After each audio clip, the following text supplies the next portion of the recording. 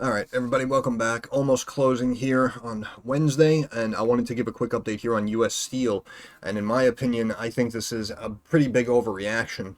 So, first of all, United States Steel Corporation, ticker symbol X, listed here on the New York Stock Exchange. Stock right now at $41, down almost 6 points, about 12.5% on the news that supposedly Biden is now raising concerns over this buyout bid coming from Japan's Nippon Steel. Now, I'm looking at this a couple of ways. First of all, the stock immediately dropped down and broke sub 40 to 39.86. However, if we look at the high here on this candle before the gap up, it was 39.72. So we could potentially drop down and fill that gap. We also have a pretty big drop here, potentially forming our post, and then we have our potential flag here. So we could potentially be forming a bear flag, and that could break it down again back to sub 40. But in my opinion, I'm viewing this as an opportunity because a lot of people forget that before the Nippon's bid came in at 55 for US Steel, there were multiple bids in the 40s for the company, and we had a bidding war on our hands. And that's why I feel, first of all, the old adage used to be, a stock is worth what the next guy is willing to pay for it. So the fact that the stock jumped up to 50.20 but didn't go to 55, in my opinion, first of all, didn't really add up to me. Plus, also going into this downward little consolidating channel here, kind of trumpeting, I thought that we would pop up and out back to 50 plus, and instead now we have this news and we're dropping 12.5%. But in my opinion, first of all, I think that Wall Street may have actually just assumed that the bid may not go through because it came from a Japanese company. So I feel like they kind of kept the stock in the 45 to 48 range, which I'm assuming is probably the next previous highest bid before that 55 came in. You understand? So that's why I feel like they were kind of keeping the stock at like 46, 47, 48, kind of in that range here. And today, before it broke, you can see that it broke and then it kind of started to consolidate and bounce around this channel here between about 43 and 44. So in my opinion, that's probably where the stock should be.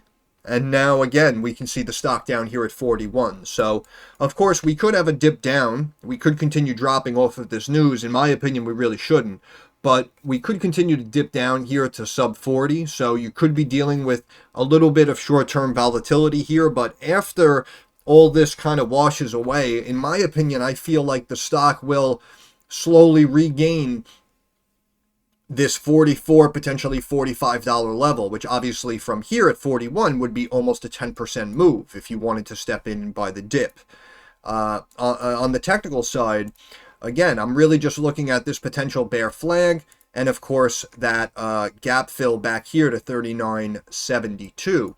But overall, in my opinion, I'm just kind of thrown for a loop because I didn't really find much information about Biden himself speaking about this situation, and now obviously 3 months later, all of a sudden he has an issue, and he's looking to meet up with the Japanese Prime Minister, supposedly coming here to the States in about a month on April 18th, and he's going to speak to him about it, but basically raise concerns. I really don't know what to make of this because I almost feel like I want to say he was, I don't want to say pressured on the political front, but perhaps influenced on just how everyone immediately reacted. Because I know a lot of people, first of all, a lot of people just seeing the company receiving buyout bids, they didn't appreciate that because, again, one of our oldest, largest steel manufacturers, so we didn't want the company to, we didn't want the whole sector to consolidate even further or potentially get bought out and now be controlled by a foreign entity. I can appreciate those concerns. Immediately after the deal came out, you had politicians like that guy Fetterman, or Fetterwoman, I should say. He obviously is a representative of the state of Pennsylvania. So I can appreciate the fact as to why he kind of almost had to have that immediate knee-jerk reaction for, the Steelworkers Union and all the citizens there in PA, for him to stand up and immediately say like, oh no, I don't like this deal, I don't like it, we shouldn't allow it to happen. That's understandable. Also, on the flip side, though, now after all these primaries and everything, now everyone's getting ready for the Biden-Trump rematch, right? And if you recall, Trump, when the news hit, immediately said that he would block that deal. And I think it was like that night or the following night at a rally, he brought it up and he spoke and saying again he would block the deal. It wouldn't happen on his watch and all that stuff. So what I feel like is that even if they wanted to approve the deal, the Biden administration, even if they wanted to approve the deal, I feel like maybe they just can't. Because, again, there's a lot of politics surrounding the situation, but also at the same time, we're in an election year, right? So, to approve U.S. Steel getting acquired by a Japanese steel company in an election year may really not be a good look for Biden. And it may just further upset people. And they would obviously be less inclined to vote for him in November. So in my opinion, that's how I'm kind of looking at this. I feel like almost, basically they had to come out and say there were concerns, they want to look at it, they're going to delay it. Understandable, in my opinion, understandable. Which is why I said again, with how Wall Street was holding them in these mid to high 40s, I feel like, in my opinion, that's probably where the next highest bid was. Which is why I mentioned in the Discord, again, Discord link in the description of every video, free for you guys to come in. I mentioned in the Discord, and I also tweeted out when I saw the drop, that in my opinion, I would buy the dip. And again, we could potentially gap fill, bear flag, break down to 39.70 or a little bit lower. So you could drop, 4, 5, 7% first before it goes higher. But in my opinion, the fact that the company got involved into a bidding war, and during this whole time they reported earnings and beat earnings again on the top and bottom line, we can make the argument that there is value here. And chances are the company, in my opinion, could probably get to 50 plus on its own merits. But also, again, the fact of where Wall Street kept them before this announcement, it leads me to believe that the next highest bid, was probably at least $45, $47, $48 a share. So, in my opinion, I would say personally that that is at least what the stock is worth. Which is why I said again that once I saw the drop, supposedly people raising concerns about the deal, I would buy the dip. Because even here at 41, even if we go down a little before we go up, if the deal that gets approved was 45, then, we stand to make roughly around 10%. And also, the company on its own merits, as I said, in my opinion, should be at least 50, if not higher, a share. So, given some time, I personally have some high conviction that, you can make some profits here off of this dip. But I just feel like, again, because of how everyone else reacted to the deal, I felt that it was inevitable that Biden would eventually come out and say, yeah, no, I don't know if we can push this deal through. But, only time will tell. But as we see here, some recent articles, shares of U.S. Steel dropped after Financial Times reported that President Joe Biden plans to express serious concern over Nippon Steel's proposed $14.9 billion acquisition of the Pittsburgh-based company. Biden will issue a statement about the deal ahead of Japanese Prime Minister's state visit to Washington in April. The White House has previously informed the Japanese government of Biden's decision, has privately informed the Japanese government of Biden's decision to be interpreted as opposition to the takeover.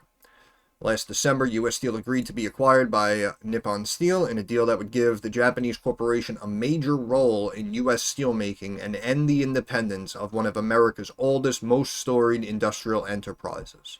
So, the fact that the bid even came in and it was even agreed to kind of throws me for a loop. But again, when you break it down like this, a takeover of U.S. Steel would make Nippon Steel one of the top suppliers to the American auto industry and would give the Tokyo-based company access in the U.S. to specialized steel used in EV motors, along with steel used in appliances and construction materials. In my opinion, whether it's an ally or an enemy, you probably shouldn't give foreign control over your materials. And again, with the whole hyperinflation phase taking place, this is why, a year or so ago, I looked at these companies like U.S. Steel, Southern Copper, SCCO, which up nicely today, hit a new 52-week high, now above 90 a share. But I also looked at stocks like LPX and Weyerhaeuser, are lumber companies, right? We need these materials.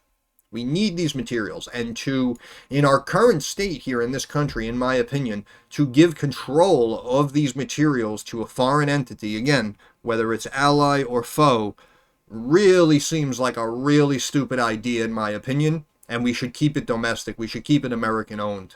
So that's why, again, I say, in my opinion, overall, the company seems healthy. They recently beat earnings. And chances are, in my opinion, the company could get back to the high 40s, if not 50 plus, on its own merits. So that's why I'm saying, again, in my opinion, just based on the numbers, I would be a buyer here on this dip. And I would hold out and try to ride the rebound. But also on the flip side, I would also keep in mind that, again, they kept it between like 45 and 48, so that might be where the next highest bid is. And even if it's not, even if it's only 43 or 44, we have to remember that obviously that's higher than where the stock is. But more importantly, again, the company received multiple bids in the 40s before the 55 bid came in. So to bring it all the way down to 40 and even sub 40, in my opinion, is an overreaction. And right here, again, on this big drop, when it consolidated and bounced around here between, looks like about 43 and almost 44 before breaking and taking that next leg lower, in my opinion, this is where the stock should be, conservatively speaking. About 43 to 44. That's on the low end. And again, depending on what those bids precisely were, it could get back to 45, 47, 48. But overall, in my opinion, I still say it's undervalued in the numbers, and I'm actually shocked that they approved the deal for 55 a share. Because if you go back, every couple of years, it seems like U.S. Steel gets approached with a buyout bid. So, and this is what grinds my gears. Because when we first looked at the company, I felt, in my opinion, at, 1970 a share, I felt, in my opinion, they really beat it up. They were suppressing the value of the company, and it was worth significantly more in the numbers. And then all of a sudden, it started climbing on its own into the 20s, and then again, buyout bid of 35 from Cleveland Cliffs. Multiple bids come in at 40s, and then Nippon comes in at 55. All of a sudden, it has value, right? Once someone else is willing to buy it out, all of a sudden now there's value again. And this is why I get upset when a lot of companies don't trade, in my opinion, the way that they should and aren't valued the way that they should, right? Because now we have geopolitical concerns about the Japanese taking over our steel market. But the whole time you were beating the stock up and keeping it down. And that's why I like to diversify. I like to swim against the stream. I like to look at all different sectors. On this channel, I try to bring you stocks and just give my opinion on a lot of companies that are in all different sectors. And I understand that there could be potentially more money to be made in the tech sector, which is probably why every single person you guys might watch on YouTube or other platforms, it's usually always tech stocks, and it's always the same, 7, 10, 12 names, and that's it. And listen, if you have a proven strategy that works out, obviously I'm not knocking it. If you traded only 2 stocks that you watch like a hawk, but you were making, thousands every week, nonstop, like clockwork, then obviously, no one can bash your strategy. But the point I'm trying to make is there is a lot of money and, in my opinion, a lot of value to be seen and made in companies outside of the tech sector. And just looking at the material stocks that we looked at, like LPX, like SCCO again, hitting highs today, companies like US Steel, all of these companies are up significantly, are up a significant chunk from when we looked at them. Because again, we need materials. And now that the bidding comes in from foreign entities, all of a sudden, we have value here again. So, like I said, we might not look at all of the trending, most popular stocks. However, you have to diversify, in my opinion. You have to think outside the box. And we look at stocks like Waste Management, right? Garbage company. The average trader isn't, looking or investing into a stock like that because it's not a tech company. However, it's a steady, consistent grower. They keep upping the dividend. They pay you a healthy dividend to own it. In my opinion, it's a winner. But a lot of people don't talk about it. Look at Visa. Visa rallied like an animal and is consistently hitting new highs because they're in the finance sector. And it's one of the few companies that are actually benefiting from the hyperinflation, the rising cost of goods sold, rising interest rates. Right? So there are great companies to own out there. And that's why I always say, it's okay to think outside the box, swim against the stream, look at a sector or a company that people aren't aware of, that people forgot about, that's now gotten beaten up and is flying underneath the radar, right? This is why I do it, in my opinion, the way that I do it. And, I'm sure a lot of you appreciate what I do and the way I do it. But yeah, long story short, we'll look at stock charts in a second, but long story short here again, in my opinion, conservatively, we can say a $45 stock that you can buy today for 40 and change. Looking here on stock charts, we can see, look at the RSI now down at 19. That's extreme. And again, remember, looking at the bids that came in and where the stock was, this is why I'm saying, I think, in my opinion, a lot of investors and traders may have stepped in right here and bought this dip before the market just closed. Because we had a company that was, garnering a lot of attention and received multiple bids and was raging and climbing high. And now we just took a big drop. You have indicators like the RSI now down here at 19, right? So that's well below the 30 benchmark. So people could immediately potentially be expecting a bounce back to like 42.5, 43 tomorrow. You understand what I'm saying? So you may have a lot of people who actually just bought in today on this dip for US Steel, basically looking at it like I am, saying, hey, listen, even if the Japanese deal doesn't go through at 55, the company still received multiple bids at 40s, and they've been consistently beating earnings. So, we know it's worth, mid to high 40s, if not 50 plus.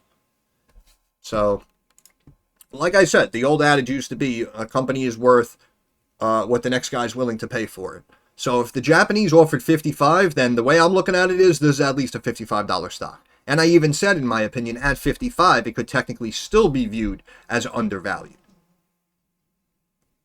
But that's just my opinion.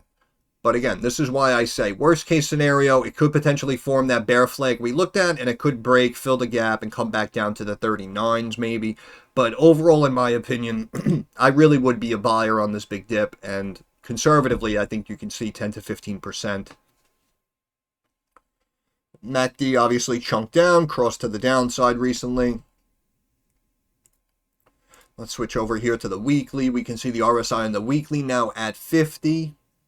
But you can see, again, we were in like this downward consolidating channel. So I was assuming a break up, not a break down. But we are technically below the mid-Bollinger Band here on the weekly of 42.90. The stock's at 40.85. But now we have our 50-day and 200-day moving averages climbing up nicely. Look at our bottom Bollinger Band now, just from September, like when this first bid came in, you can see August, September.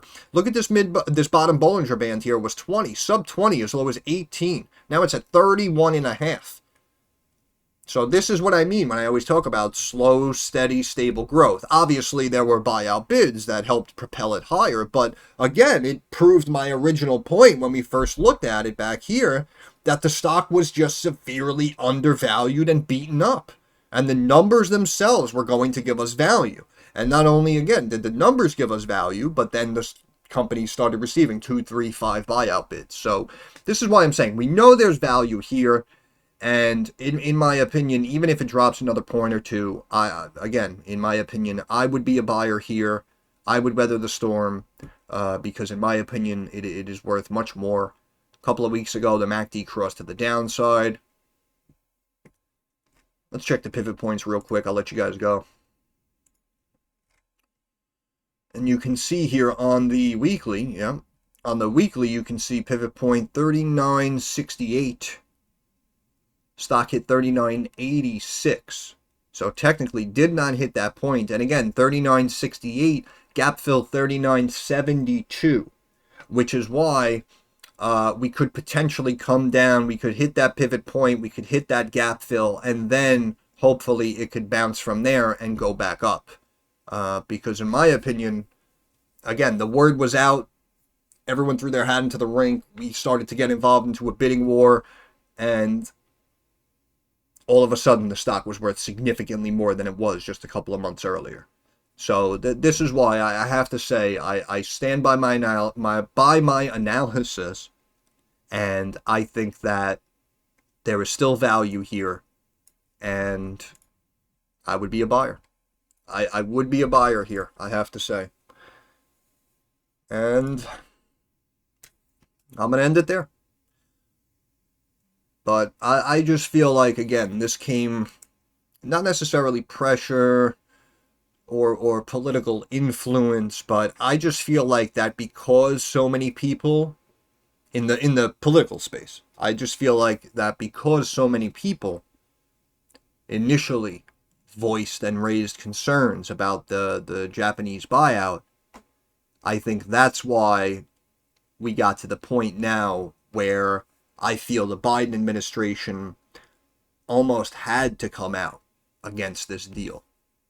Because, again, Trump immediately, when the news hit, he said, he wouldn't allow the deal. And the one thing we could say about Trump is, you may not agree with everything he does, may not disagree with everything he does, but first of all, we forget this guy was a businessman first, and then got painted as a celebrity with his show, and then ran for office and got painted as a politician.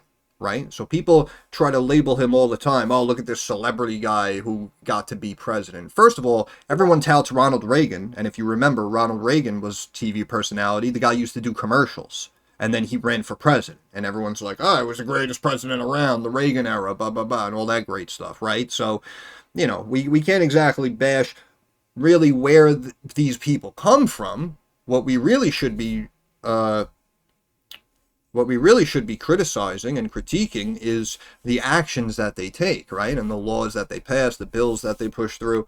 But anyway, my point is that Trump, originally known as a businessman, right? And even if you don't like Trump and don't agree with everything he did, as a businessman, he came in. He tried to help people with their taxes. He tried to limit government spending. And also with the trade deficits as well. He tried to get that in order. And with the NATO funding coming in, right, he called out like Germany saying, hey, listen, you guys, you got a pretty nice economy. You got a growing GDP and you're only paying like a minute percentage compared with what the U.S. is paying. So, you know what I mean? He was trying to do good business deals. And that's why if you didn't completely like him as a politician or as a president, I can appreciate that. But the one thing we do know that he does know is business. And I think that now, and it's funny too, if you think about it, because all this just happened after the Republican primaries. And now Trump is the nominee, right? So now it's supposedly Biden versus Trump, the rematch. So if Trump immediately came out against this deal, then I feel like this is why I'm saying I feel like Biden was, again, not really, I mean, technically it is pressured, I guess you could say, but just influenced based on everyone else around him kind of saying, no, I don't like this deal. This is why I feel Biden had to come out and say something similar today. and all of a sudden there are concerns, and, he's going to speak to the Prime Minister in a month from now, April 18th, when he comes to visit. So again, that's why I feel like on the political side, I feel that Biden almost had to say this. And now again, supposedly they're saying, they're talking about, the labor wages and whatnot. So supposedly, for all we know, they could eventually strike a deal. And they could eventually approve the bid down the road. But I just think because it's an election year, and because his opponent immediately came out and said, no, this is a bad deal for America, I would stop this deal. I think that this is why I'm saying I think Biden had to follow suit and go down that road as well. And again, you have representatives like Fetterman out of Pennsylvania, where this is all happening, who immediately said, no, I don't like the deal. We should help protect our workers. We shouldn't, approve the bid. So this is why, again, because it's an election year and because it's such a fiery political issue, I feel that, in my opinion, that Biden almost had to say this today. But again, regardless of what's going to happen, the original point, before the Japanese placed their bid, there were already multiple bids in the 40s. The stock was holding 46, 47, 48 before this drop, and that's why I'm saying, in my opinion, I think that's where the other bids came in. And I still say, conservatively, in my opinion, I would buy this dip. I would potentially weather the short-term volatility storm. And then I would look for the stock to rebound 44, 45. And then who knows, if a previous bid now gets accepted at 47.5, 48, boom, that's where the stock's probably going to go, in my opinion. You understand? But again, it's just my opinion. Unfortunately, I don't really always like bringing politics into it. But as you can see, politics do play a part in our markets. So unfortunately, we kind of have to watch both spaces. But again, that's just my opinion on how I think the Biden administration kind of had to handle the situation. But of course, I could be wrong because, again, it's just my opinion. So if you have anything to add or something that should be subtracted, let us know down in the comments section. I'm very curious to hear how you guys feel about this situation because, again, potential bear flag and potential gap fill about a point lower than where we closed. But overall, in my opinion, there's more value here. And the bidding war confirmed that point for us. So this is why I'm saying I would personally have pretty high conviction here buying this dip. If you think I'm wrong, and you think the stock will, come back down to like 36, 35 to that first bid, let us know down in the comments section. This is why I'm saying I'm very open and curious to how everyone's looking at this situation because now it seems a little uncertain as to what is exactly going to transpire. But again, I'm going on record. I still say, in my opinion, there is much more value here than $40 a share, so I would be a buyer. But that's it. Talk way too much. I'm going to end it there. Once again, it's the Stocks by the Numbers. I want to thank you guys for stopping by. If you have any questions, comments, or concerns, drop it down in the comments section. I'm usually very quick to reply. Thumbs up algorithm helps me get more eyes on the channel. And of course, subscribe to the channel. That is our handshake agreement. That is how you help me help you. But more importantly, moving forward, like I always say, I understand that markets are rocky and volatile and very uncertain. So I want to wish all of you success. I hope everyone makes a couple of dollars. Thanks for stopping by, and I hope you had a good day.